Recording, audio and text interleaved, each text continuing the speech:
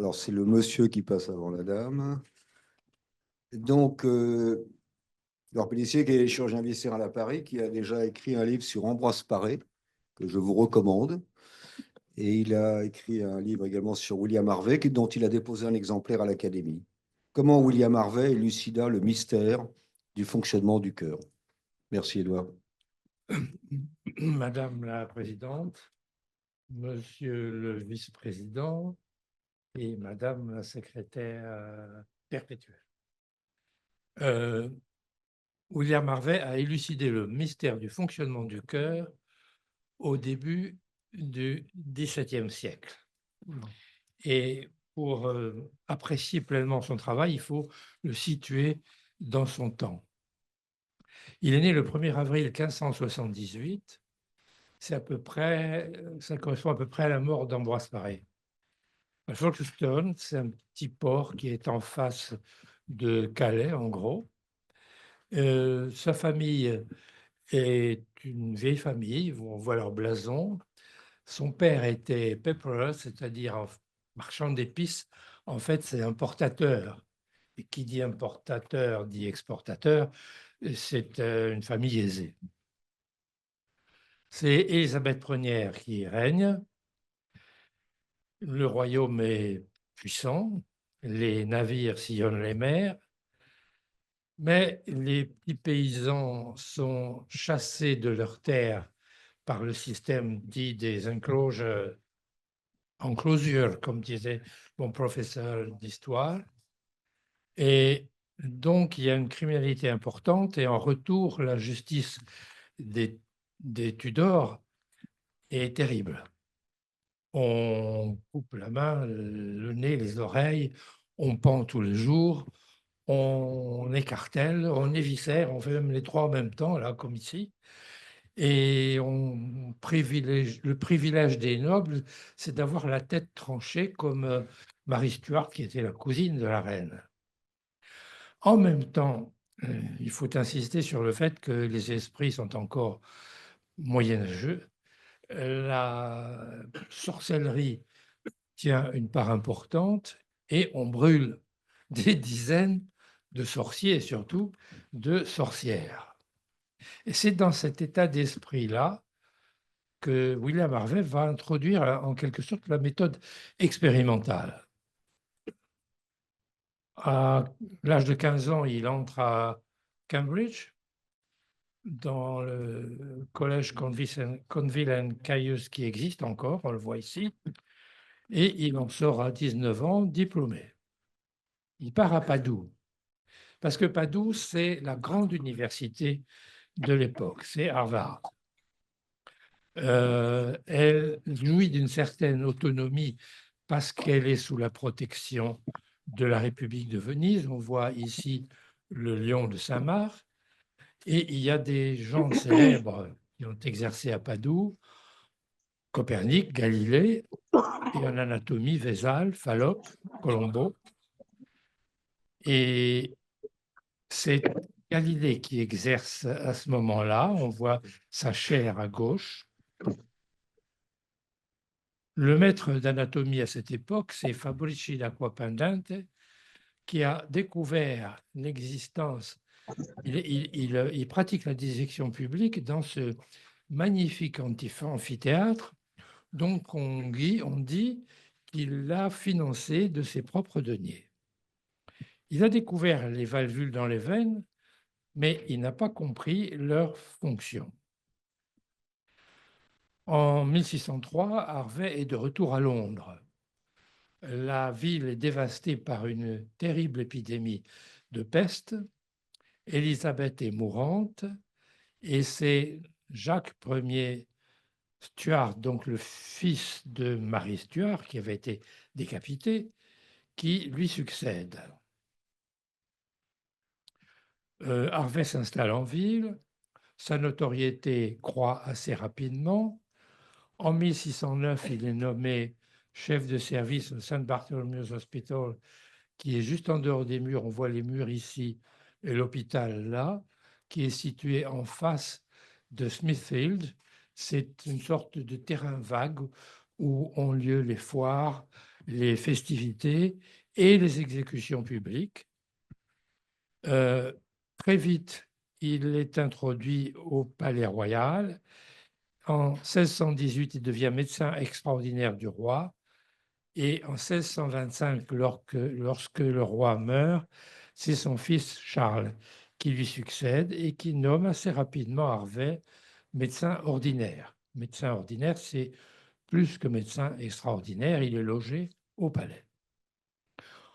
Pendant tout ce temps, il travaille dans ce qu'il appelle son muséum, chez lui, à la maison, et il publie ses travaux en 1628. Voyons d'abord quel était le concept de la circulation du sang pour ses contemporains.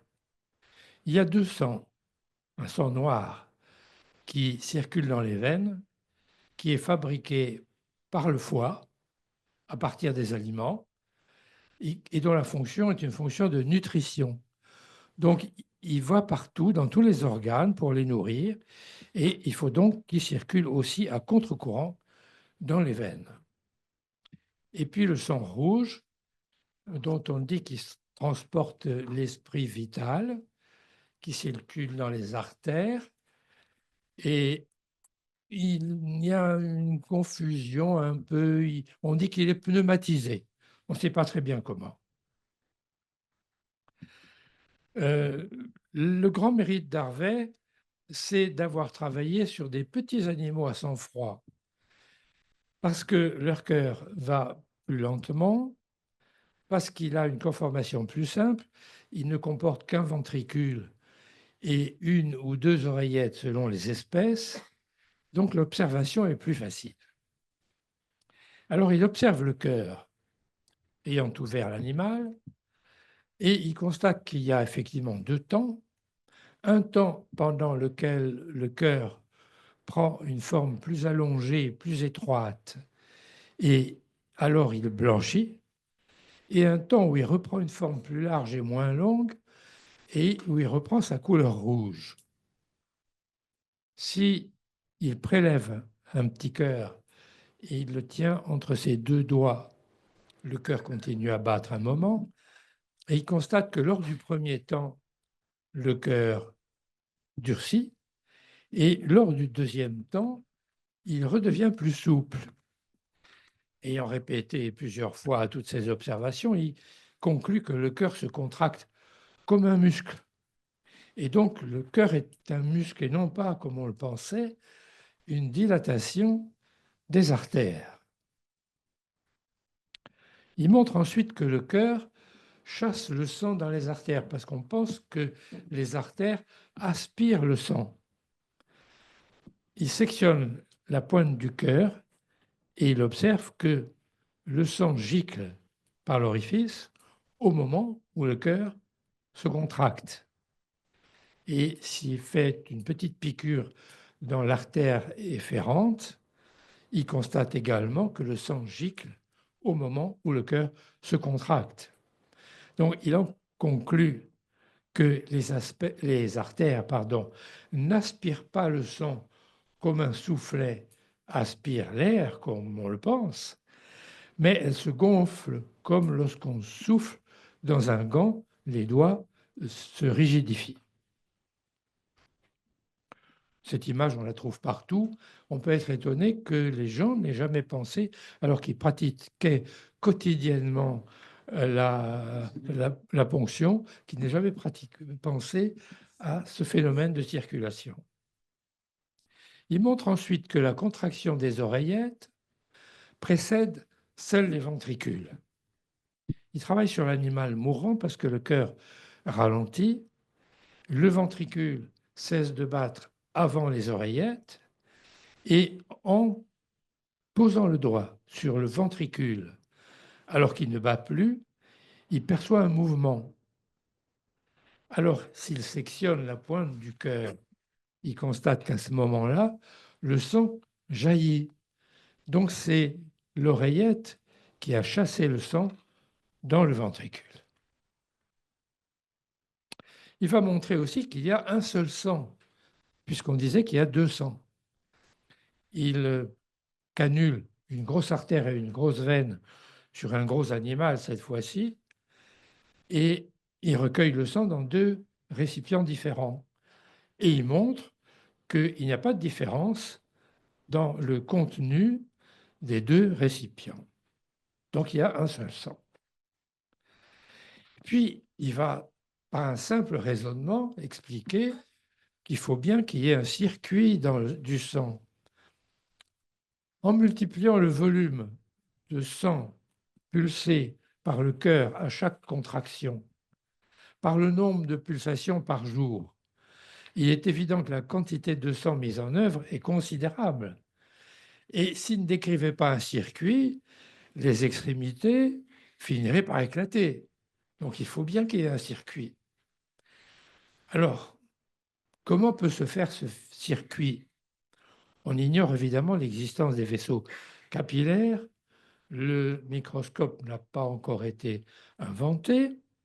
Donc il fait référence à ce qu'il imagine être des porosités de la chair, qui sont effectivement les vaisseaux capillaires. Finalement, il résume tout le mouvement global du cœur. Je ne vais pas vous le rappeler. Je voudrais simplement rappeler que Michel Servet et aussi Colombo avaient compris qu'il y avait une circulation qui passait par les poumons, mais ils n'avaient pas tout compris. Et il faut dire qu'à l'époque, on ignore évidemment l'existence de l'oxygène et l'existence de l'hémoglobine. Donc, Harvey va dire que le cœur, les poumons rafraîchissent le sang. Alors évidemment, il y a une opposition considérable qui s'élève partout. Le premier qui réagit, c'est Primrose, qui est un Anglais qui avait été formé à Montpellier. Il écrit un petit bouquin, et je vous cite seulement une expérience qu'il attribue à Vézal. Si on pratique l'ablation de la paroi thoracique d'un chien vivant, on constate que les poumons s'affaissent et le cœur cesse rapidement de battre. Mais si on insuffle de l'air dans la trachée, on constate que les poumons se regonflent et si on n'a pas trop traîné, le cœur repart. Seulement l'interprétation, c'était que le cœur attire l'air des poumons. Descartes, lui, cite le médecin d'Angleterre, comme il dit, dans le discours de la méthode. Il finit par admettre la circulation et le passage par les porosités de la chair. Mais il donne une explication physique qui est tout à fait fantaisiste. Il dit que la chaleur intense qui règne dans le cœur provoque la dilatation de chaque goutte de sang arrivée dans le cœur, ainsi que font généralement toutes les liqueurs lorsqu'on les laisse tomber goutte à goutte sur un vaisseau qui est fort chaud, comme si la chaleur du cœur permettait de vaporiser le sang qui arrive par les veines caves. Riolan, l'anatomiste parisien, finit lui aussi par admettre en gros la circulation, mais il veut quand même que le sang puisse circuler dans les veines à contre-courant si c'est nécessaire. En 1642 éclate la guerre civile, le roi s'enfuit, on va dire, avec une troupe de fidèles, avec une partie de sa cour, et Harvey, fidèle au roi, le suit. On se réfugie à Oxford. Oxford est assiégé en 1645. Le roi s'enfuit, il finira par être rattrapé et décapité avant Louis XVI, et Harvey rentre à Londres. Il est âgé, il est veuf, ils n'ont pas eu d'enfant, il est malade. 3 de ses frères sont déjà morts. Il vit chez son frère Eliab dans la banlieue de Londres. Et il est en mauvaise santé, mais il continue à défendre ses idées. Alors, je vais vous présenter une seule expérience qu'il mentionne dans une lettre à Paul Marquard Schlegel en 1651. Donc, je ne sais pas s'il l'a faite avant ou s'il l'a faite à cette période-là. Il s'est procuré le corps d'un pendu. Il a ligaturé l'artère et la veine pulmonaire, pratiqué un orifice dans le ventricule gauche et injecté de l'eau dans la veine cave. Constate que le cœur droit se dilate, mais il n'y a aucun passage par l'orifice du cœur gauche. Donc, il n'y a vraiment pas de communication par la cloison interventriculaire. Ce qui prouve qu'on continue à lui dire encore des dizaines d'années après qu'il y a des communications. Et la contre-expérience, cette fois-ci, on ligature seulement l'artère pulmonaire, on injecte l'eau dans l'artère pulmonaire et elle ressort cette fois-ci par le cœur gauche. Donc il y a bien une circulation pulmonaire. En 1651, il publie son travail sur la génération des animaux qu'il avait conduit sur des œufs de poule et de serpents. On ne va pas entrer là dans les détails, simplement pour dire que dans ce travail, il dit que la formation du cœur et du sang précède la formation du foie. Donc le foie ne peut pas être le siège de la formation du sang. Je ne sais pas si c'est vrai en embryologie, je n'ai pas vérifié, mais c'est encore une fois, il est obligé de répondre à toujours cette revendication qui consiste à dire que c'est le foie qui fabrique le sang. Le 3 juin 1657, il fait ce qui semble être un AVC et son cœur cesse de battre et le sang se fige dans les veines. Voilà, je vous signale mon livre dans lequel vous pourrez trouver plus d'informations. Merci de votre attention.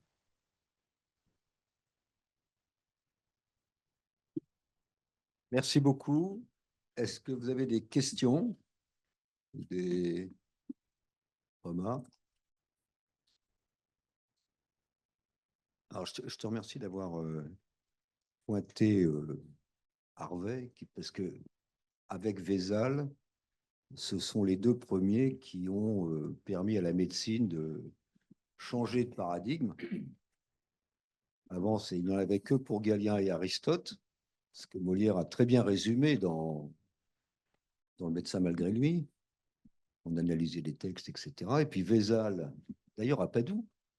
Toujours. Padoue, c'était la grande université. Voilà, qui était sous l'autorité de la République de Venise, qui était l'université la plus prestigieuse de l'époque, Oui. et où il y avait des gens qui pouvaient être libres. Parce que quand Vézal a fait les premières dissections anatomiques, c'était absolument c'était pas répréhensible, mais enfin c'était tout à fait inhabituel. D'abord que ce soit un médecin qui le fasse, et ensuite qu'il explique que Galien avait raconté beaucoup de bêtises. Et donc, il y avait un esprit là, et puis ensuite Harvey qui a expliqué qu'il y avait une circulation sanguine, ce qui a beaucoup aidé les chirurgiens, puisque comme la faculté de médecine de Paris était contre, tout à fait, oui. La Maison du Roi pendant longtemps. s'est appuyé sur les chirurgiens qui avaient un esprit plus pragmatique pour développer tout ça. Oui. Non, c'est une période absolument fondamentale. D'ailleurs, il y aura l'Académie consacrera une session sur Vézal dans, je crois, 2 ou 3 mois, avec Madame Jacqueline Vons, qui est une très grande historienne de cette époque-là, qui est Patrick Carluos, qui a un exemplaire de la Fabrica. Ils ont un exemplaire de la Fabrica à Lyon. Alors j'ai dit, bah, tu vas pouvoir nous l'apporter. Il a dit non, non. De très belles images. Voilà. Et il a fait une vidéo où il montre un des exemplaires originaux de la Fabrica. Avez-vous des questions? En tout cas, c'est une époque passionnante de la médecine qui a changé la donne. D'une part, un remerciement parce que c'est un très bel exposé. Et l'amphithéâtre de Padoue a été un peu l'exemple sur lequel, ici, à Saint-Côme, juste derrière ici, on a construit le premier amphithéâtre des chirurgiens français du temps de Louis XV. Donc, nous sommes les héritiers un peu. Et cette conception des amphithéâtres de dissection s'est étendue après dans d'autres pays. Donc, un très bel exemple. Et c'est d'ailleurs l'occasion de dire que l'amphithéâtre Saint-Côme est le plus vieil amphithéâtre d'anatomie du monde. Non pas qu'il ait été construit le premier, mais que l'amphithéâtre que tu nous as montré là à Padoue, qui est effectivement un des premiers, pas le premier d'ailleurs, il a brûlé 50 ans après, parce qu'il est tout en bois. Donc, il a été refait alors. voilà, il a été reconstitué. D'accord. Et il y avait un Je autre savais pas. amphithéâtre qui était très ancien, qui était l'amphithéâtre de Bologne, qui a été détruit par les bombardements alliés en 1943, qui a également été reconstitué, qui est absolument magnifique. D'ailleurs, c'est une simple salle, mais qui est absolument magnifique. Et du coup, c'est l'amphithéâtre Saint-Côme qui a été construit beaucoup plus tard, qui est le plus ancien dans son jus, si j'ose dire, amphithéâtre d'anatomie au monde. Ouais. Moi, je voulais aussi poser une petite question à Guillaume Pourchet sur est-ce que, selon vous, c'est un des pionniers de la méthode expérimentale du fait de ses travaux qu'il a poursuivis jusqu'à sa mort, en fait, de vraiment d'aller sur ce point où quels étaient les... Je pense que c'est lui qui a introduit la méthode Tout à expérimentale. fait, ouais. Avant, on n'a pas. Vézal, lui, il a fait les dissections, mais pas l'expérimentation. Ouais, tout à fait. C'est un pas de plus. C'est vraiment finalement sa plus grande découverte, à mon sens, quoi, de mettre en place un esprit scientifique Et surtout dans la médecine. dans un monde qui était un milieu de raisonner comme ça. Tout à fait. Et c'est Guillaume, Louis XIV. On a une question dans la salle. Oui, je voulais faire un commentaire, et vous y avez insisté d'ailleurs, méthode expérimentale certes, mais aussi la méthode quantitative, parce que c'était la Oui. première fois qu'on appliquait un raisonnement quantitatif. Tout à fait. C'est parce qu'il a montré que le cœur ne pouvait pas éjecter 200 litres de sang qu'il a été conduit à imaginer qu'il y avait une Qui avait un circulation. circuit. C'est quelques lignes dans son travail, Oui, oui. mais c'est fondamental. Ah, c'est fondamental. Donc, méthode expérimentale et méthode quantitative. Je reviens sur l'amphithéâtre de Padoue, que j'ai visité. Alors, c'est un amphithéâtre très, très majestueux. Et au fond de l'amphithéâtre, il y a une table de dissection. Et la table de dissection peut glisser. Et en dessous, il y avait un canal. Et c'est comme ça qu'on apportait les cadavres. Et s'il y avait une descente de police, parce que c'était à la limite de la légalité, s'il y avait une descente de police, on faisait disparaître le cadavre dans une barque et on fermait la table de dissection. Et tous les étudiants tenaient une bougie, d'ailleurs, pour voir un peu ce qui se passait. Oui, oui. Une collègue de Milan. Je disais qu'on a le plaisir d'avoir une collègue chirurgienne pédiatrique de Milan. Est-ce que actuellement les étudiants italiens font un petit peu des pèlerinages à Padoue dans ces amphithéâtres historiques?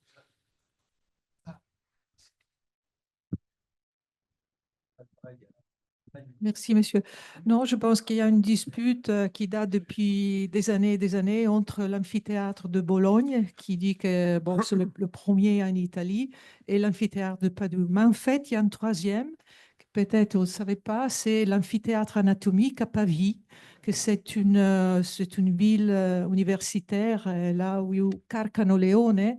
C'est un anatomiste qu'à l'époque de Napoléon, il avait découvert le forum de Botallo, parce qu'en fait, c'est le forum de Carcano Leone, nord de Botallo. Et donc, il y a cette dispute. En fait, on a trois villes, Pavie, Milan, Padoue et Bologne, qui ont un amphithéâtre qui date à peu près du même temps, en fait. Mais apparemment, il paraît que c'est Padoue le plus ancien. Merci. Si je me trompe, ce n'est pas Marguerite Yourcenar qui, dans l'œuvre au noir, a décrit les travaux d'Harvey? Je n'ai pas lu. Je suis désolé. Et je crois que c'est elle. Et l'œuvre au noir, c'était l'histoire d'Harvey. Oui, l'œuvre au noir. Je me permets de dire un mot sur Ibn al-Nafiz, qui, lui, n'avait peut-être pas découvert la totalité de la circulation générale plus pulmonaire, mais il avait démontré la circulation pulmonaire. Donc, c'était un grand médecin qui n'était pas égyptien, qui avait été appelé par le sultan de l'époque. Et il a laissé toute sa fortune. Il était en odeur de sainteté. Il était aussi docteur en théologie musulmane. Et dans son hôpital, il faisait des expériences, il disséquait. En fait, c'est autorisé quand ça aide la science. Les musulmans ne sont pas moins bornés qu'on ne croit, même à cette époque. Et là, j'arrête. Et il avait démontré expérimentalement la circulation pulmonaire, il l'avait parfaitement décrit. Et donc, on dit que Servet a juste pompé comme il venait d'Espagne. En Espagne, c'était des Arabes, il y avait des bibliothèques arabes, il y avait une invasion, et donc il avait certainement lu. Enfin, c'est assez compliqué. Mais enfin, c'est sûr que Ibn al-Nafiz, à la fin du XIIIe siècle, avait démontré la circulation pulmonaire, la petite circulation. Et pour le reste, tout le monde, il y a eu quand même pas mal de guerres. Quand on tranchait une artère, on voyait bien que ça giclait pas mal, etc., etc. Et même au Mexique, il y a des pièces extraordinaires, précolombiennes, des vases d'offrande où on plaçait le cœur. Ils étaient un peu spéciaux. Mais dessus, il y a le rachis lombaire, ça imite le rachis lombaire.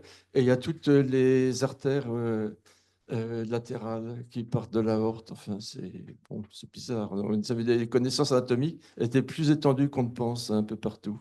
Merci beaucoup. C'était remarquable ce que vous avez dit. Je vous remercie pour votre remarquable présentation.